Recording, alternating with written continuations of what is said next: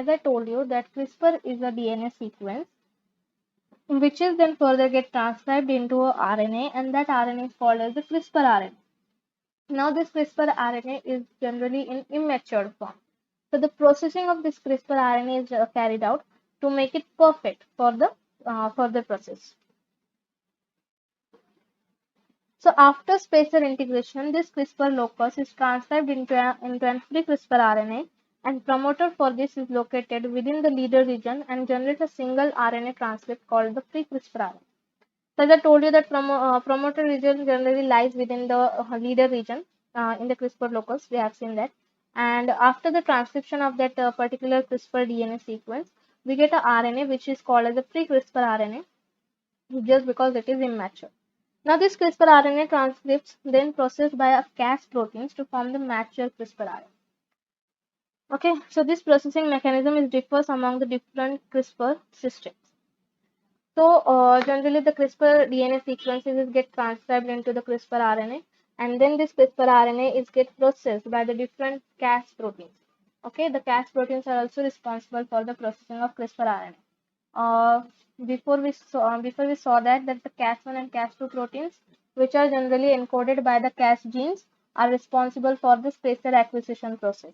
Now here the different Cas proteins are also responsible for the processing of the CRISPR RNA. Now let me tell you first that CRISPR systems is generally have the 6 different types and at least 29 subtypes.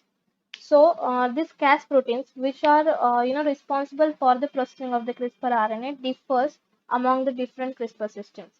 That means the Cas proteins for the processing of the CRISPR RNA will be different for the type 1 system, it will be different for the type 2, and then for the type 3 and all. Okay. In this video, we are generally going to discuss about the type 1, type 2 and type 3 systems. So this is the CRISPR RNA processing for the type 1 system.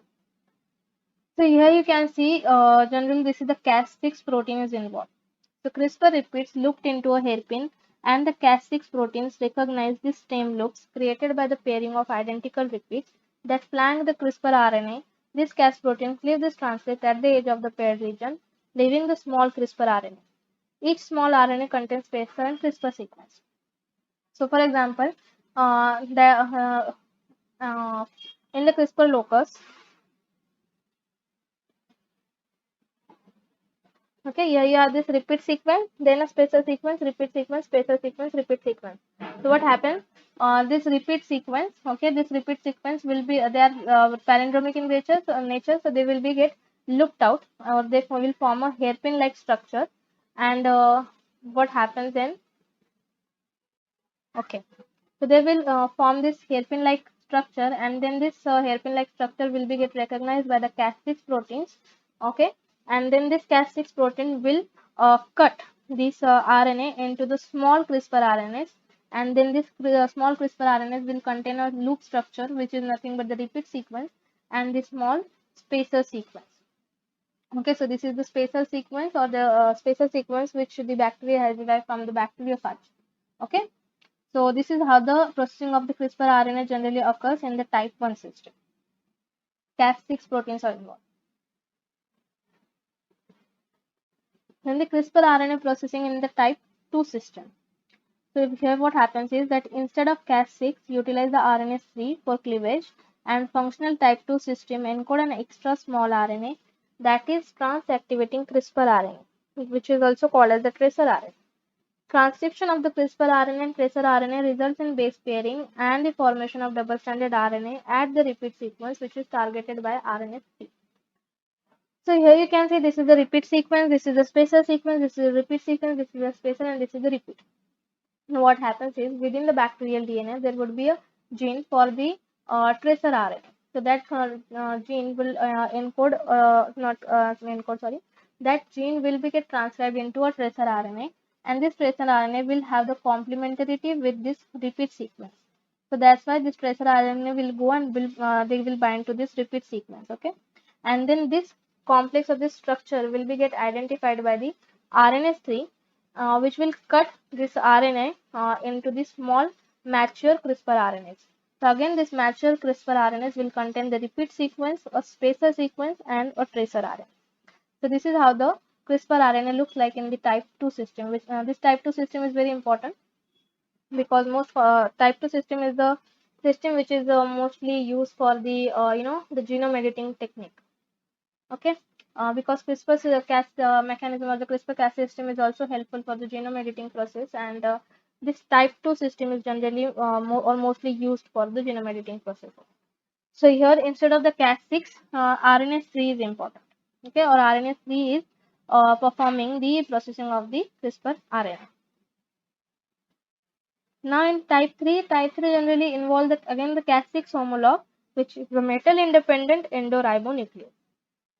Okay, so this is how the processing of the CRISPR RNA takes place in all the type 1, type 2 and type 3 systems. Now the last step is the interference, or the last step and the final and the most important step is the interference step. So let's talk about the type 1. So type 1 comprise the so let's talk about the type 1.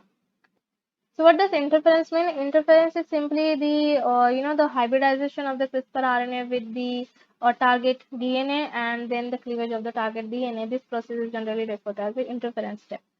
So in the type 1, it comprises the multimeric DNA targeting protein complex termed cascade and endonuclease Cas.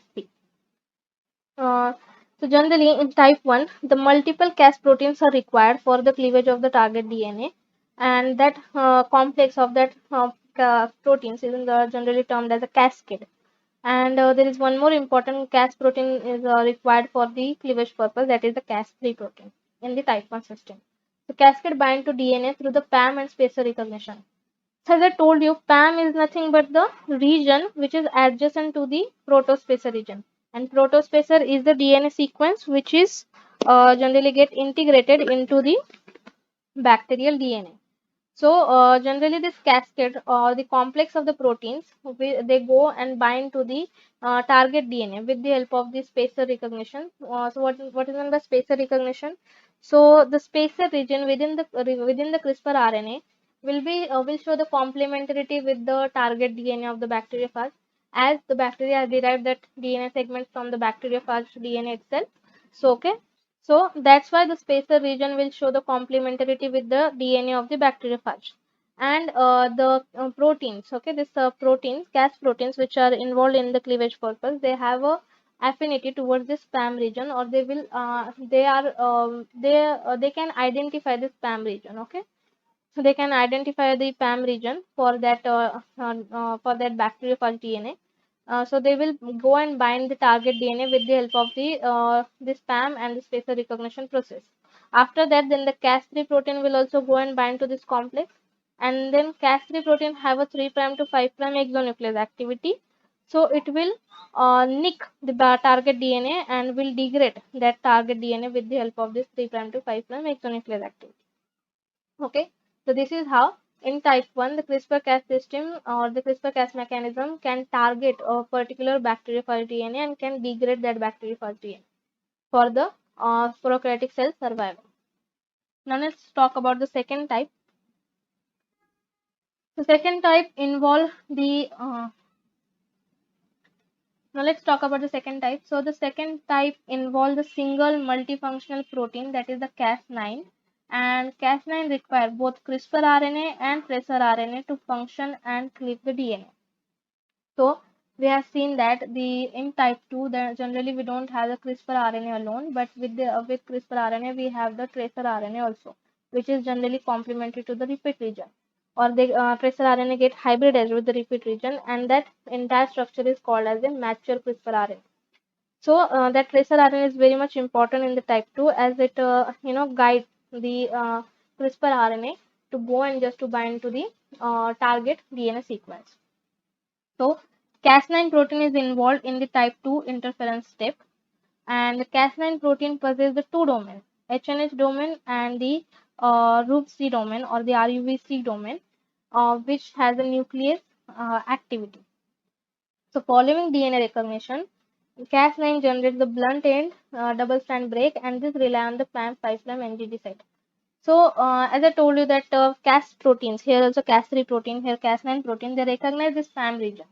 So Cas9 protein generally recognize a PAM region which has a sequence 5' NGG. Here N, it can be any nucleotide. Okay. So in type 2, the Cas9 protein will recognize this PAM region and it has two domains. So once with the help of the spacer complementarity with the target DNA, the CRISPR RNA will go and bind to the target DNA, and then Cas9 protein will recognize that complex with the help of the PAM region, and it will go and bind that target DNA and will cut the DNA and will generate a blunt ends with the double strand breaks. Okay, and this is how the bacteriophage DNA will be get degraded and the bacteria will survive. Now in type 3, this system exhibits a dual DNA RNA interference activity. So mostly Cas10 proteins are involved. So here you can see that type 3 protein generally involves the Cas10 protein, and here the recognition of the PAM protein is PAM region is not much important, but it also shows the dual DNA or RNA interference activity. That means the Cas9 protein or the Cas3 protein can recognize the DNA only, but here type 3 can recognize the RNA and can degrade the RNA also. As some of the bacteriophages or the viruses of the prokaryotic cells have the RNA as their genetic material. So in that case, the type 3 system is important or useful, as it can identify the RNA and can degrade the RNA also. But here the protein is Cas10 proteins, which will generally go and bind to the either DNA or RNA and will destroy the DNA and the RNA of that virus, and will be helpful for the bacteria to survive. So this is how the entire CRISPR Cas mechanism works. Okay, so let's take a summary on it. So this is how the interference process occurs. So here you can see the Cas9 protein, okay, and this is nothing but the CRISPR RNA, okay. This is the loop structure, and this is the here you can see this is the CRISPR RNA. This is the spacer region, and this is the repeat region, and this can be a tracer RNA.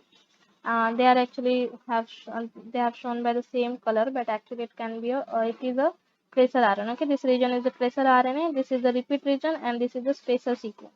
So this tracer RNA and repeat region has hybridized, and then this spacer sequence will go and will hybridize with the complementary sequence on the DNA of the bacteriophage. So this is the DNA of the bacteriophage.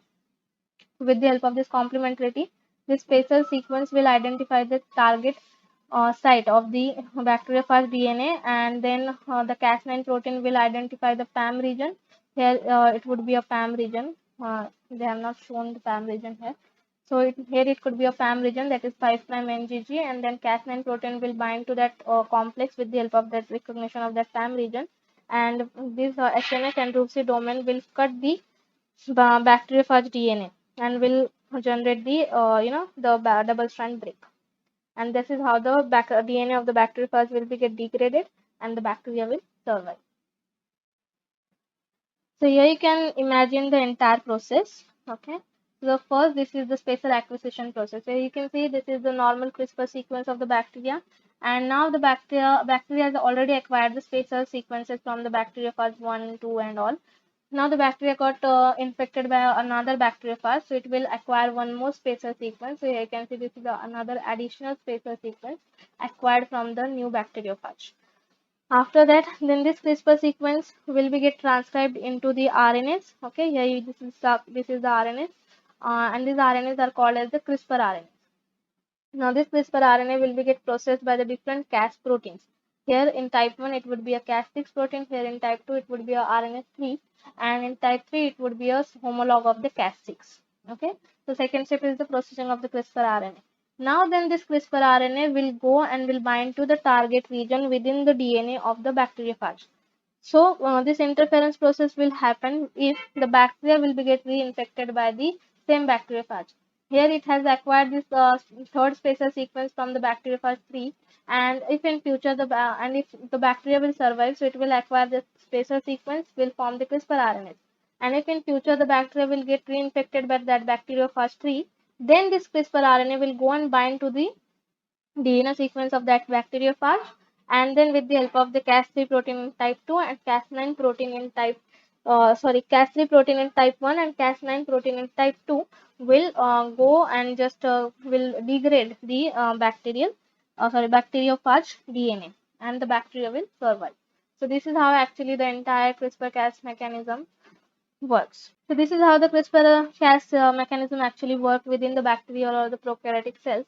Now this technique is made very much helpful for the genome editing purpose, that will going to see in the next lecture or the next video. Like the video, so please hit the like button, share it with your friends, and subscribe to my channel. Thank you so much.